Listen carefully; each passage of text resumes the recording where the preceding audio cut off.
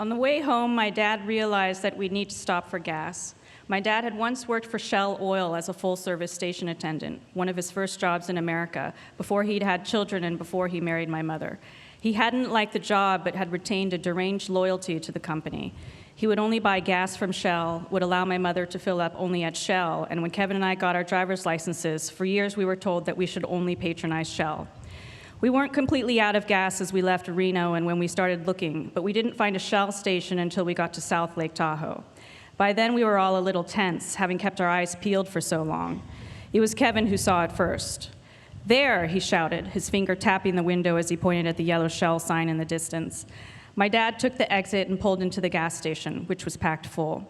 We occupied more space than the average car with our full-size sedan, not to mention the pop-up camping trailer attached to the hitch. We were stuck waiting in the one line that gave us enough room to straighten out the camper behind us. As my dad filled up the gas tank, a slightly younger man pulled up in a pickup truck into the spot directly in front of our filling station. Our cars faced each other. The man got out and began to fill his tank. He was an average-looking white man with dark hair and a puggish face. The man's eyes settled on our car, which was flashy, a shiny coral BMW sedan, and he lingered on the camper that was folded into a compact rectangular box but could expand accordion-like into a little house that included a queen-size bed on one end, a double on the other, and in between a tiny kitchen with a table for four and brown plaid upholstered seating. The man at the other pump turned to my dad. "Hi there. Can I ask you where you got that camper? How big is it? Does your whole family fit? How much does something like that cost?" My dad glowed. Then he laughed. "It cost a lot. Too much for you. You can't afford it." He smirked and chortled simultaneously. The man stared at my dad. I watched the man's face turn from friendly to confused to contemptuous. We were all watching, my mom, me, and my brother, all except for my dad, who was so busy feeling his feelings that he wasn't seeing anything. "Okay," the man said, nearly smiling again. "Sure, no problem," he added, as if he'd just called his bank and had been asked to wait on hold. They turned away from each other, proceeding as if nothing had just happened. My dad ignored the man, and the man ignored my dad, while their gas tanks continued to fill and the space between them expanded with unspoken insult. The little screen at the pumping station ticked away the gallons and the corresponding price. The whole thing took a miserably long time. Meanwhile, the man and my dad kept glancing at each other, my dad snorting and the man squinching. My dad was the first to disappear into the mini-mart to settle the bill. A few minutes later, the man followed. There was no way to know what their interaction was like inside, whether they interacted at all. When my dad returned, he got comfortable in the driver's seat, beaming, looking as if he'd won a court case in which someone had unjustly accused him of a violent crime. He didn't stay smug for long. After turning on the engine and attempting to maneuver the car out of the spot, he discovered that we were very much trapped in place. "Aish," my dad muttered. He stuck his head out the window, craning his neck. He was measuring the space around us, of which there was very little, between our car and the pillar behind us, the row of cars lined up to the left, and the man's car in front. "Why did he leave his truck here?" my dad said, indignant. That's when I noticed that both my dad and the man had pulled their cars very far forward, meeting in the middle of the lane so that they could access their tanks with the corresponding gas pumps. A few more inches and the noses of our cars would have touched. My dad didn't hesitate. He rolled down all the windows with the press of a button, adjusted the side and rear view mirrors, and proceeded to attempt to force his way out. The people around us who noticed what was happening stared, mouths open. The car crept along millimeter by millimeter. The amount of space between us, the man's truck in front, and the cars to the left along the way of our exit was no more than an inch. Not to mention the camper attached to the hitch that my dad would have to somehow maneuver and straighten out to follow the same unforgiving path. He kept trying to back up at an angle to allow more room in front where we were coming out at another angle, but there was a big cement pillar right behind the camper that my dad tapped lightly every time he moved in reverse. My mom was freaking out. "Are you crazy?" she shouted. "Why don't you just wait?" 10 minutes later, my dad had gotten us about a quarter of the way out of the tight space, not counting the camper, which still had the whole way to go. He kept flipping the side mirrors in and out, got my mom involved on the passenger side so that the mirrors wouldn't ding the cars that he was trying to slide past and so he could see how much room he had in the tail. The man was back, holding a soda and a plastic bag. "What the hell? What are you doing? You're going to hit my car," he said. "I got it," my dad snapped. "Why didn't you just wait?" the man said. He came up close to the driver's side window. "You can't just leave your car here while you go inside," my dad shouted. Nobody brought up the fact that earlier my dad had done the exact same thing, even if he had been quicker about it. "How am I supposed to get out?" "By waiting," the man replied. It was true. If he had just waited, even if he would have had to wait the 10 minutes it took for this man that he didn't like to do a little shopping while warming up a frozen burrito or whatever it was he was doing in the store, the man would have returned and backed out, giving us a straight shot for the exit. Somehow, the way that our car was angled had caused the traffic to stall, and now there were cars stuck behind the truck so that the man couldn't get out either. The man took a step back, seemed to be meditating with his eyes open. He took a sip from the plastic straw of his oversized soda cup. "Look, if you want to keep trying to squeeze your way out, be my guest. But if you put a dent on my car, even a scratch, you're paying for the damage. You can obviously afford it. I'm standing right here, man. All these people are watching. They're all witnesses." "I know what I'm doing," my dad shouted. "I got it." My mom was yelling at my dad to stop, exclaiming that he was crazy, while the rest of us, including the man, held our breath as my dad tried to swing the car and the camper around and through in such a way that everything attached to us only touched air. "I don't know why you want to do this in front of your kids," the man said. He was still standing very close. The ice swished and clinked inside his cup. I could have reached out and tickled him through the open window. "You have your family with you. They don't look happy," he said, nodding at me and Kevin. I was sure the man was right. We couldn't have looked like we were having a good time. I was sweating. Kevin's face had lost all color. The man stood by. My dad scowled. All that time standing around in the lot with nowhere to go, watching my dad inch forward and backward, had given the man some time to consider their earlier exchange. "How do you know what I can afford?" he blurted, squinching his face. "Whatever, man. I was just admiring your camper, just trying to chat and pass the time while we filled up our tanks. You don't have to be a dick." My dad ignored him. It was very quiet, just the sound of the car starting and stopping. At that point, I'd gotten down so far in my seat that I couldn't know how close we were to getting out, whether we made any progress at all. Just when I thought it would never end, that someone would call the police to direct the traffic from the outside in, that we'd all get arrested or our car impounded at the very least, we were finally released. Our freedom was signaled by my dad shouting. "See, I told you," he said. I popped my head up, noticed that we were rolling along quickly, gaining momentum at last. My dad pumped his fist in the air, hooting, looking ahead triumphantly. Kevin turned around, watched the cars beginning to move behind us. "I can't believe Dad got out without scratching a single thing," Kevin said, his voice low. He looked bewildered, as if he'd just watched our dad walk on water. Right before we pulled out of the lot, I looked back and saw the disgruntled man still standing there, frowning as the car snaked around him. He took a sip of his soda as he watched us leave. "Yeah, you're the man said, not quite shouting, though loud enough for us to hear as we drove away. He was right where we'd left him with his drink and plastic bag, in the same spot that my dad had felt was a trap that he couldn't wait for someone else to release him from. "You're the man," he repeated. Introducing Amanda Hawkins.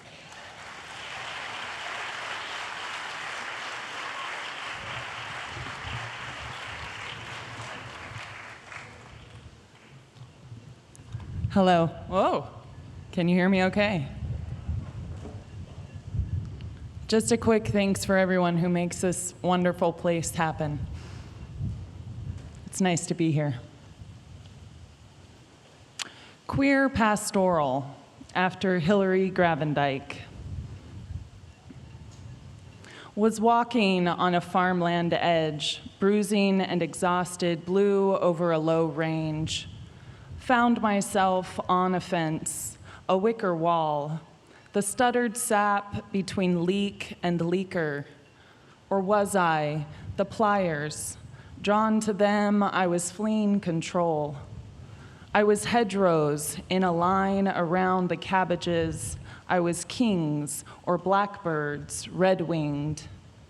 And or you were there, fire eater, you howl along punctuated streets.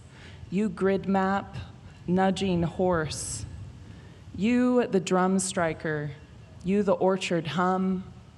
You lifted eye, you horizon. I'm gonna read a few, so. Images. The image is the bed. The image is two people laying down, facing each other. The image is the movement of her mouth, how it shapes the words. She tells him once. She tells him, and even after 9 months of making images in her mind, practicing realities, she does not imagine this. Imagine this. The image is both of them in the bed until she tells him. Then, the image is the darkness in the room. The image is her laying on her side, words drifting like dust. The image is him comprehending. The image is his look over her shoulder. The image is him following that comprehension over and beyond her shoulder to the wall with the mirror. The image is him turning his head like a cog, his eyes, head, shoulders. The image is him in the dark turning away from her mouth. The image is his barely lit face. The image is her position stayed. The image is him turning to face his face to the ceiling up. He faces up. The image is this permanence.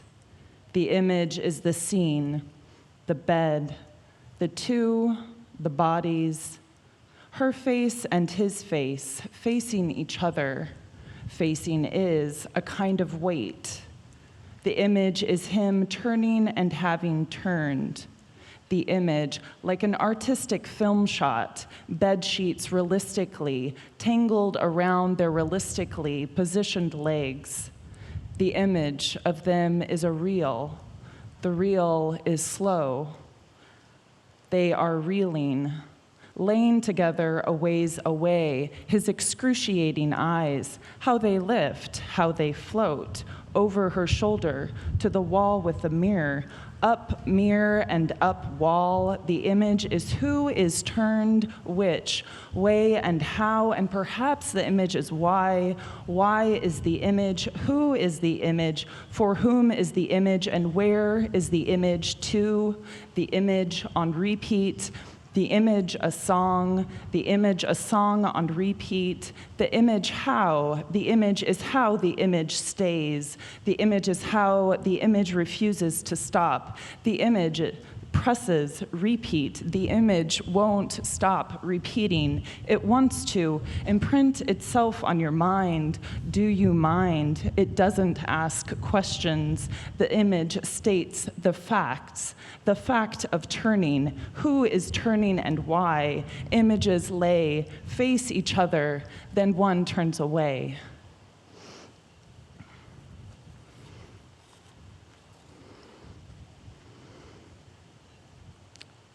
These last two are both called How I Come to Grief, and I have since Mr. Billy Collins read them and chose them, numbered them as well, because everybody needs them numbered. This is number 24. There are lots of them. Sometimes all muscle and drive, heft and brute, a thick bronze statue come to life.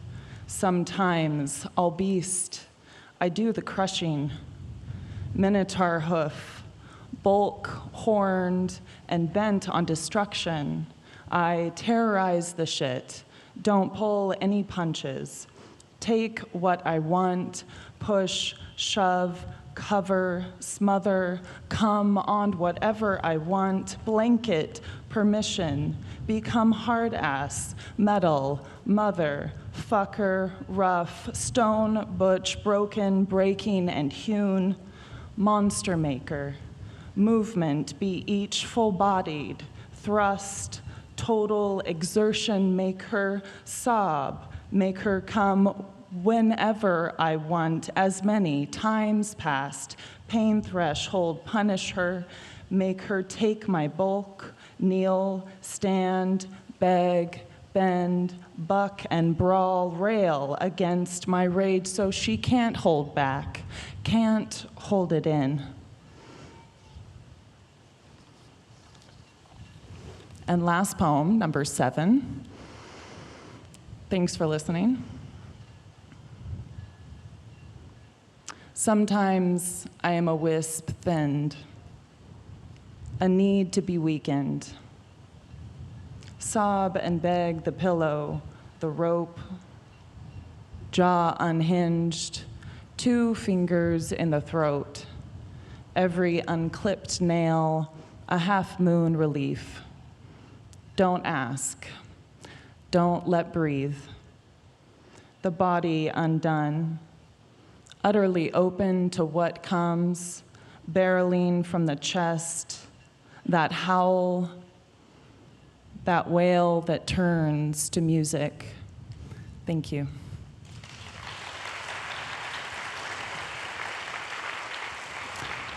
And now welcome, please, Naira Dootsti.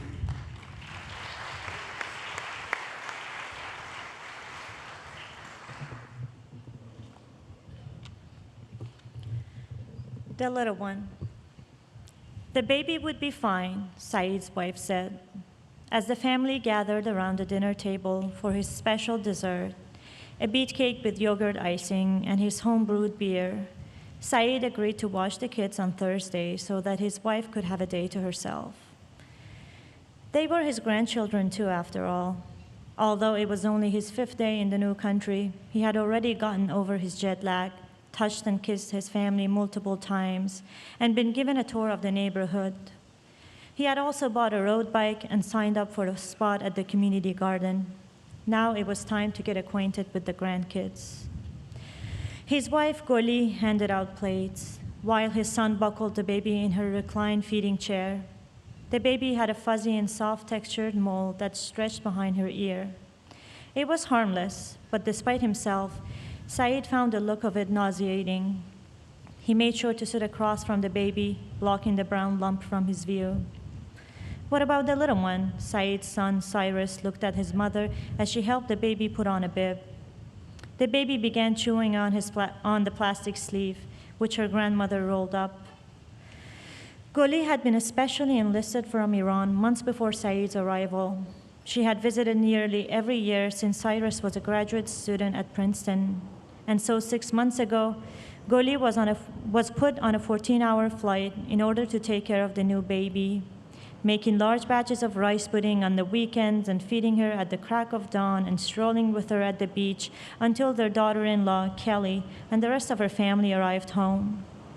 Goli was there to help with this little surprise of a life that threatened Kelly's long overdue return to the workforce, disrupting precious family routines that had taken years to establish. Saeed had told Goli not to go. "What business do you have going over there?" he told her. "If you want to cook and scrub and clean after someone, do it all here." "Do it for me," he had wanted to add, but he didn't. "At least the little one entertains me," she had said. Nazanin Magnolia was her name, long and utterly unpronounceable. The little one was what they all called her. Although Saeed had no particular service to offer, when Goli was summoned, he had been graced with an obligatory invitation to, which he had declined persistently not only for the past 6 months, but for more than 15 years. And yet, after all those years of unfaltering resistance, here he was, in the land of guns and hot dogs. Kelly and 12-year-old Ariana finally retired from their Candyland board to join the rest. The two focused on their plates as the others conversed in Persian. Cyrus explained the plan to them in English. "You think you can feed her?" Kelly asked, watching Goli as she shoved a spoonful of yogurt into the baby's mouth. She had started teething recently, so she gripped a rubber spoon with her itchy incisors and spat out the food. Goli scraped the white mush off her little chin and slid it back into her mouth. This time, the baby swallowed. "She doesn't come with instructions," Saeed said, but Goli was the only one who laughed. "Don't worry," he added. "I used to feed Kurosh all the time." He pointed at Cyrus.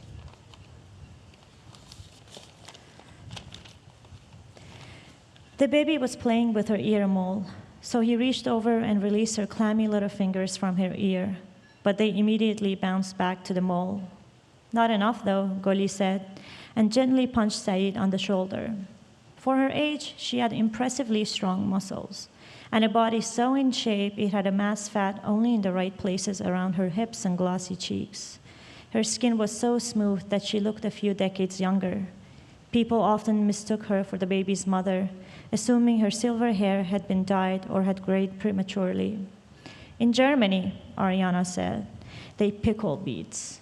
When she was a toddler, Cyrus won a postdoctoral fellowship in Göttingen, so they had lived there briefly before moving back to the States. There was no way the girl remembered anything from those few years, but she acted as though she were an old, homesick expat. This repulsed Saeed. It's called sauerkraut, she said, her lips bruised with beads.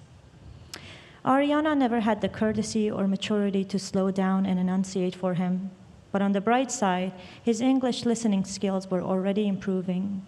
Now he could strike up a conversation outside the Persian supermarket in Hackensack, or chat with neighbors about harvesting okras at the River Road Community Garden.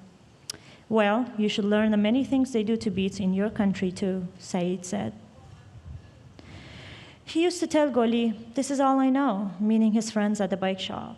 He was content with the plastic stool they had designated for him in the corner, where he would sit and gossip all day about so-and-so's cheating wife and wayward son.